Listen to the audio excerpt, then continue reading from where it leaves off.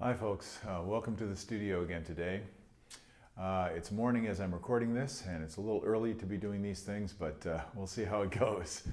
We're looking today at Schlossberg number, 31 through 34, and these are all very similar exercises.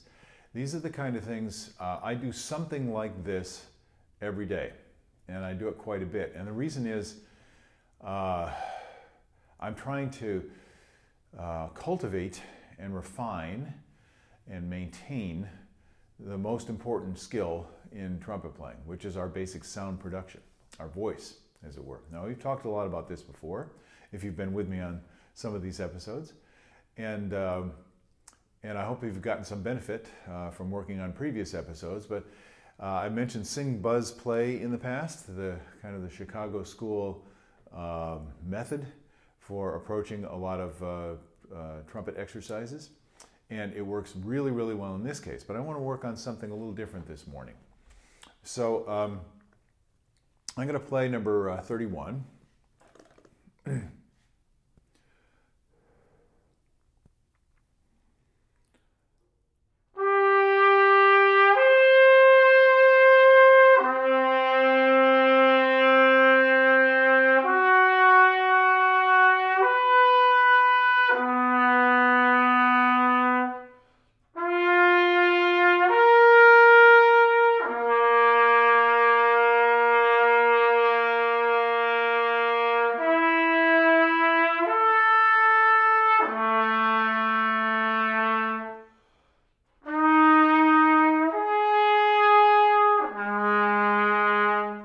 Didn't like that one. Not concentrating. Let's try it again. Now, what I'm doing now is something that you'll all want to do on a regular basis if you're not already doing it. And it's something that a lot of trumpet players fail to do. Now, I kind of made myself keep going. I would have normally probably stopped and done this. What? Get loose. Release excess tension. Because when we play, especially if we're trying to do something that's very precise, for example, we have a very small, specific target that we're aiming at, then we can start to build up tension in the body. Parts of our body are trying to come in and help to get the result that we're hearing in our mind. And that's natural. But if you just go through the process of releasing the tension, I use my imagination. I feel like I just went over to Harvard Stadium and ran up the steps. I should probably do that. If you do something like that, then you're going to probably get winded. And if you're in pretty good shape aerobically, pretty quickly you'll come back to, oh yeah. You come back to balance. You're not gasping. The breath is just flowing as easily as possible in and out of your body. And that feeling, even though we don't move the air like that when we play the trumpet, we actually do. We're trying to emulate that same smooth, free, easy flow of air with no restriction going in and out of the body. But it's very hard to do that on the trumpet because we're using so little air. On the trombone, for example, it's much more natural. On the tuba, then you go to the other extreme. So we have to manage the problem of the trumpet, which is that we tend to react to the resistance that we're feeling. So the first thing I do is I try and find my balance, the balance of my posture. We all tend to have different areas that we're tied in, but common areas are that you're holding your head stiff, let your neck go. Let your head be free, float like a helium balloon. That's a good way to picture it. Roll the shoulders up as far as you can, back as far as you can, down as far as you can, front as far as you can. And then come up, back, down, and then release and let them drop into position. And now your rib cage is open. Now you might be arching your back, you might have tension in the lower spine. See, these are all areas that you have to check out and discern for yourself whether you're clenching. And that's what we're trying to get rid of. We're trying to get loose. And this is really the whole body. We'll get into this in a minute in greater detail with the face, but it starts really with the breathing system. Everything comes from there. So I'm going to play the next series, and it goes in the opposite direction. So this is interesting to note. You have yom, and I hope you noticed I was connecting the notes together. So I'm not thinking da, da, da. I'm going, going, going, going. And if I pause in between,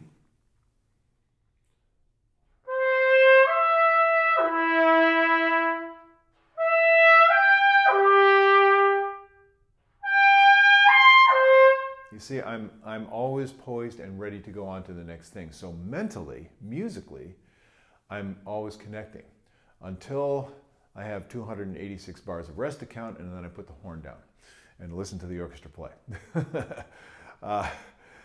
But when we're playing, we have to be ready. I'm ready all the time, poised. Okay, so what are we going to try with this? I'm going to suggest to you a new practice technique. And I don't want you to hurt yourself, and this is why I brought up this whole idea about tension. When you do this, you may have to go in and release that excess tension quite frequently. Bring yourself back to neutral, balance, nothing holding on. Let go. Let the universe continue without you, right? Just let it go. Keep doing that over and over and over again. Okay, so let's see. What's the technique? Well, I'll start again at the beginning. Actually, I'm going to move to the next exercise. I'm going to do 32 now. And the reason for this is he's expanded the level of difficulty a little bit, raised it a little bit. So now we're covering more range.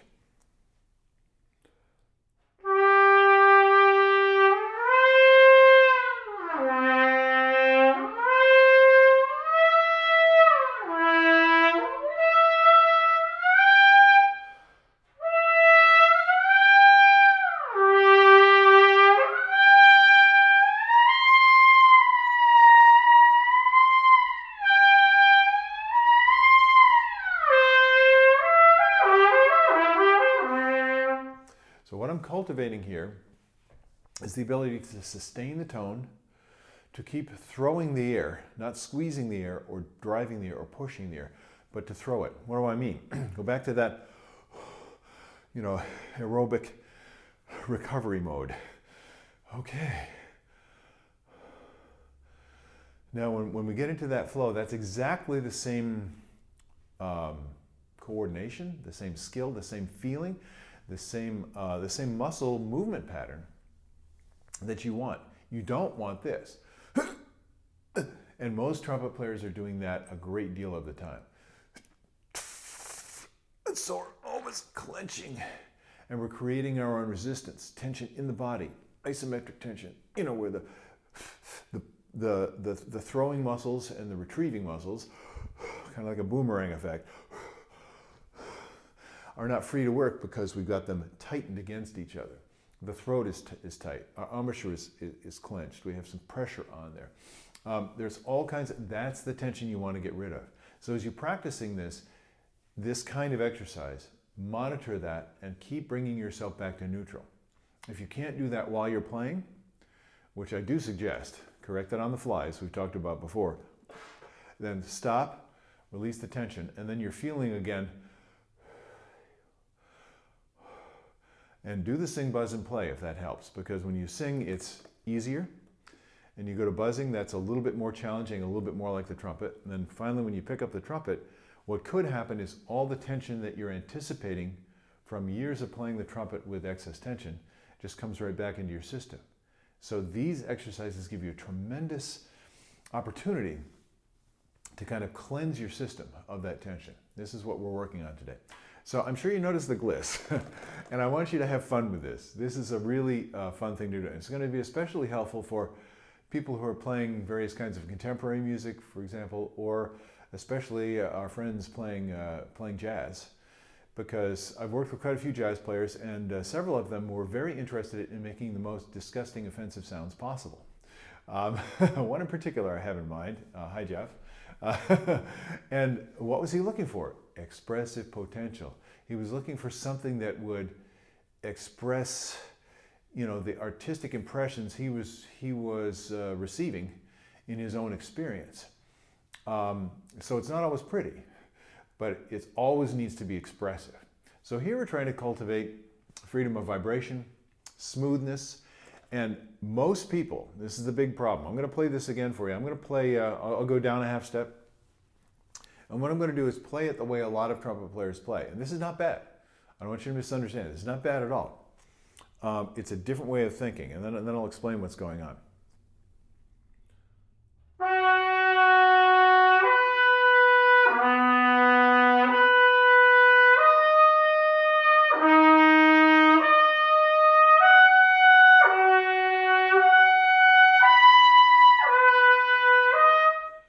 See, my problem is I'm thinking of each note as an individual entity, separate from the other notes.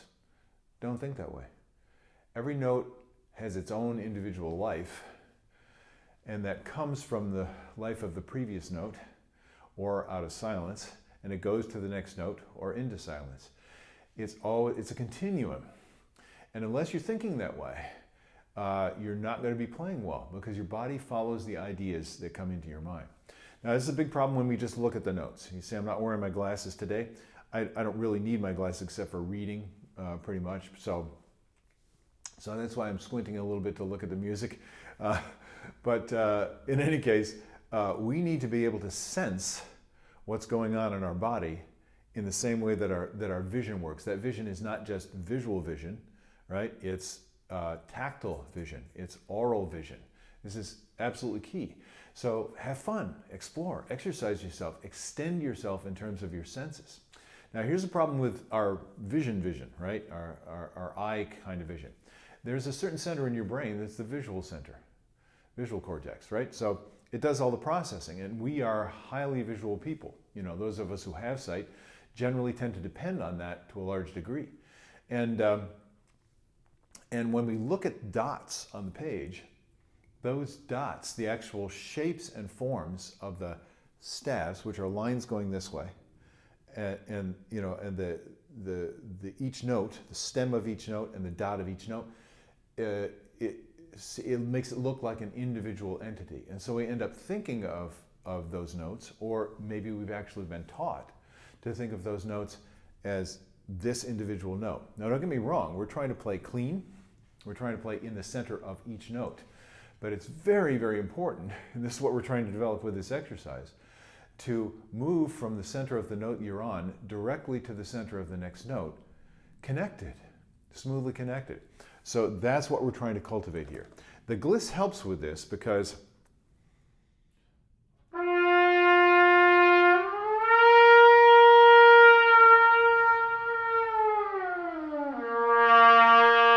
you see how cool that is? And what that does is it creates a little resistance. It causes a little disturbance as the valves are partway depressed. That creates some resistance, and it makes it easier for our system to find the balance where we can follow that pitch all the way down through. So it's the opposite of slotting the notes. Now, do I slot the notes? I don't think of them as slots. See, a slot is it's like a fret on a guitar. It's something hard and metallic that has a rigid place. I'd rather play a fretless guitar, right? That would be way better, and that's what we're doing. So if we try and create our own frets, no, they're all built into the instrument. And with every instrument, mouthpiece, and player combination, they're in a little bit different place. If you're preparing for an orchestra audition, that you might have to play 5 or 6 different horns. Play piccolo trumpet, rotary trumpet, B flat C, E flat D. Who knows what you're going to have to play? Whatever you need to bring, whether you can carry to the audition that you're going to play, you're going to have to be switching back and forth between those different horns.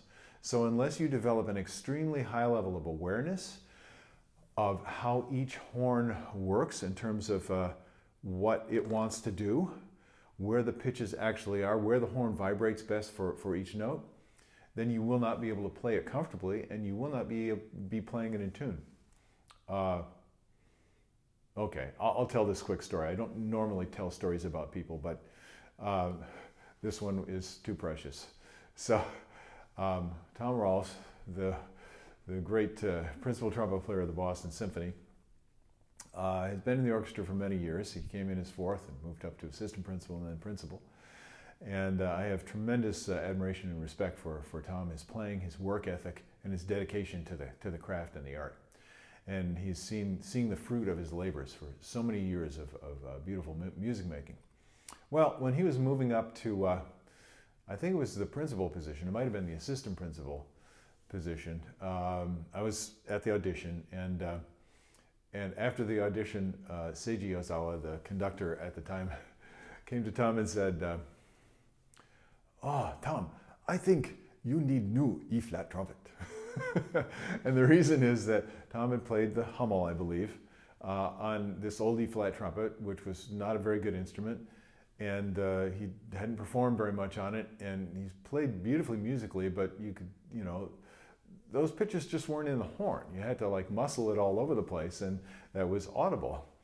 So I don't think he ever did buy a new E-flat trumpet, by the way.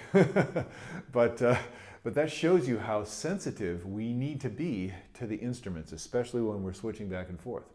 So if you've got one instrument, I had a B-flat trumpet all the way halfway through my senior year in college. My last semester, I got a C trumpet, and I had to learn how to play all over again, in a sense. So give yourself time, and if you're only playing one instrument, if you're playing a B-flat trumpet, or you primarily play C, as is the case for me, then it's great because you get used to that one instrument, and then the job is easier. Okay, let's get back to the exercises. That's what you're here for. Sorry for all the stories today. These things just pop into my mind, and I hope they're somewhat entertaining for you. As you do the half valves, experiment. Now, you saw what I did. Let me go to another pitch level.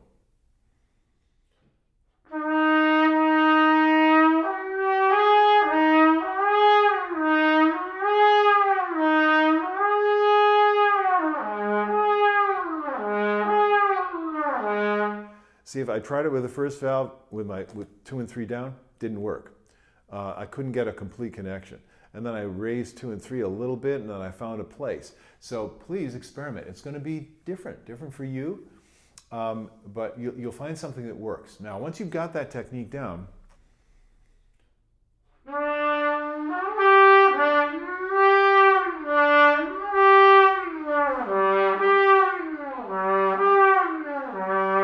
so I'm messing around with it. The whole point is not to get lost in the fingerings and what's right and what's wrong. Find the easiest, simplest way to get between the notes in a continuous sound, and then practice it that way. What you're going to notice, I'm going to review a couple of things that you want to be careful of in terms of tension. You may notice that you're using more pressure. Don't. Only use the necessary pressure to produce the freest sound with comfort. And if you notice yourself doing that, see if you can discipline yourself in that one area to just simply keep the pressure the same as you gliss. If you're not able to do that, there's probably something out of balance someplace else. What could that be? Well, see, here's the problem. There are lots and lots of things that can go wrong. And in order to play well, they all have to be aligned and perfectly balanced with each other. So let's just start with the main areas. Tension in the tongue is huge. So if you notice that you're doing something like this, and my tongue is like this as I'm playing. Now you can play like that. I played like that for many years. Now I try and go from this, get neutral, get your tongue relaxed. When it's totally loose, then it can find precisely the right position to bring the air, to focus that air stream. There's no tension involved. The tongue's very strong. It mostly needs to be supple. Okay. What's another area? You can be holding tension in the jaw. You can hold all kinds of posture tension. Many people get tension in the shoulders. Release it and let the shoulders come into that position I talked about in the beginning. Release the tension in your neck. This is something that all good players do, and they know that they should do. So I realize I might be preaching to the choir here this morning because some of you know this, but we need to do it with to the extreme and with abandonment. In other words, get into it where you're actually retraining your body to play without holding that expected tension, the customary tension that you're used to. Now, I want to make something very clear here. Tension is not bad. Tension is necessary. You can't stand without tension. Your body, your heart has muscular tension in it continuously. Actually not. It has tension and then release. Tension and release. That's the way everything works. So tension in itself is not bad. It's unnecessary tension in places where it's not accomplishing the purpose that you're trying to do. So you're trying to find the easiest way to produce sound, and it will take tension. You'll have to have engagement in your facial muscles to hold the posture of your embouchure. Your tongue will need to move for articulation. The breathing system, which is our main power and our main control, you have all kinds of muscular tension in the breathing system. You don't want to be grinding or working against yourself. So hence the idea of throwing the air instead of pushing or driving the air. Now, it's up to you to notice how you're doing that. So I'll leave you with this, and I'm going to demonstrate a little bit more. In number 33, it says andante dolce. See, that gives you musical context. So I'm thinking like it's a song.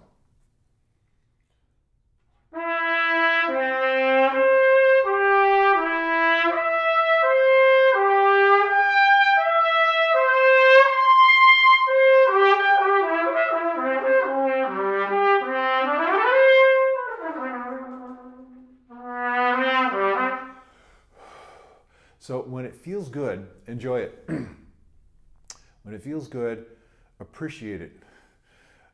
Be grateful for it. Follow it. Notice it. When something feels good and when it sounds good, that's when you want to pay attention. So I just mentioned a whole list of problems. Take each one of those problems and turn it right around and say, okay, I'm tight in my breathing system. I'm doing all this kind of things. What do you want it to feel like? And then find a reference for it. Sometimes I'll just take the mouthpiece out and put a breathing tube in. Watch my breathing tube videos, you'll get the idea.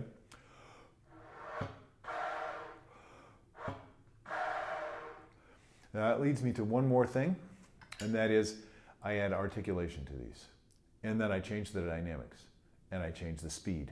So in other words, I do all my normal variations. And what Schlossberg has done is to do those variations. If you look at this carefully, from 31 to 34, what he's done is he's sped up, he's added more range, he's added a larger change in direction, and he's started to add dynamics. Oh, no, he didn't add dynamics. I add the dynamics, but he's given you a musical instruction.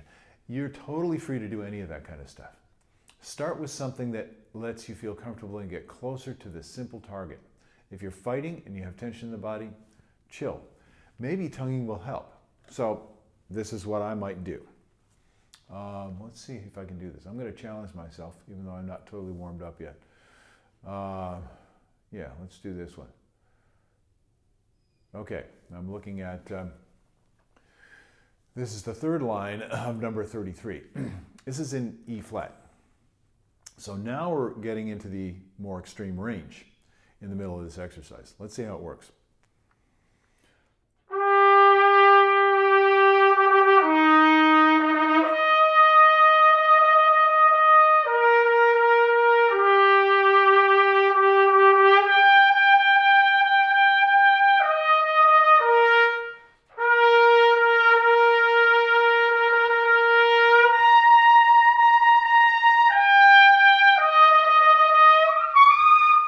A little too early for that, but I'm going to try it again. What am I going to do?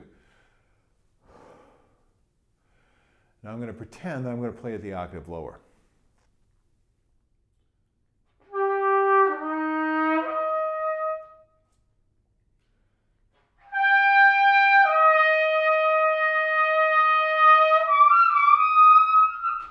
Well, I'm still struggling a little bit, so I'm not going to force it. I'm going to take it back down.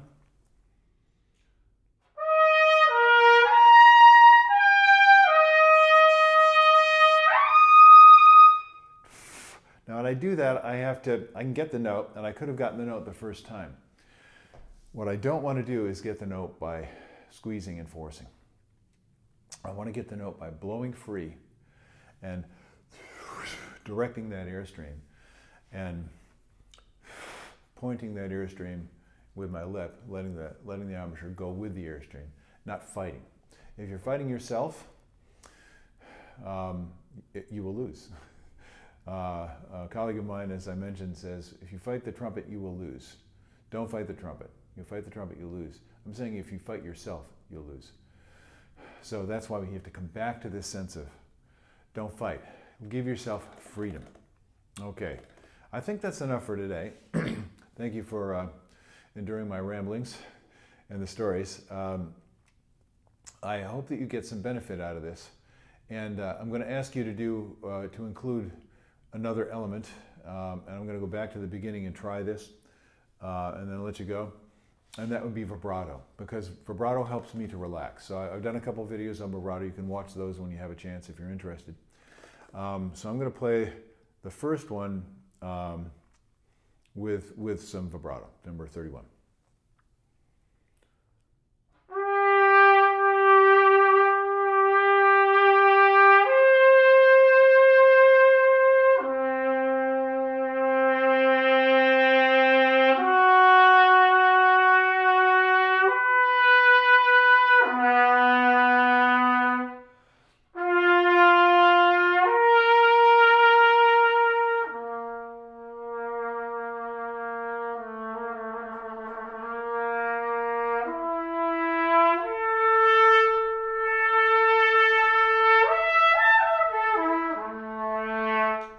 You see how I'm giving myself freedom? Do that. Don't think of an exercise as a rigid set of rules that you must follow. There's a place for that. There's a place for that kind of practice. But when you're working on sound production, get loose and sing free. Have fun doing it. Enjoy your sound, enjoy your practice, and be grateful for whatever progress you can make. I certainly am at this stage in my life. I'll see you all later on. Have a great day. Bye-bye.